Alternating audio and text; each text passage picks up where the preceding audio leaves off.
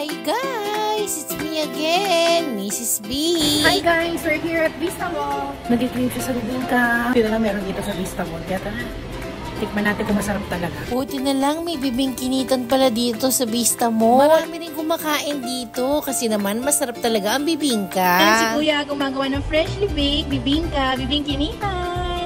Naglagay si Kuya ng itlog na pula.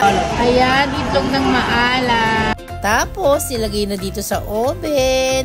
Naglagay ng cheese. After nyan, ito na nga, ready to serve.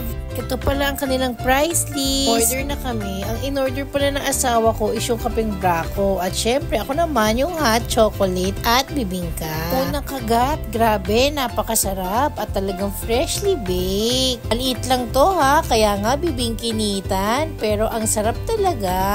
Nakadalawang order nga si Mrs. B. Super sarap guys ang bibingka nila as in. Hot chocolate plain order ko.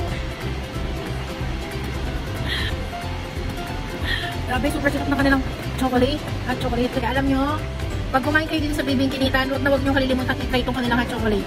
As in, naubos ko. Super sarap. Perfect na perfect sa Blue Moment. Naubos ko guys. And now, thank you for watching. Bye!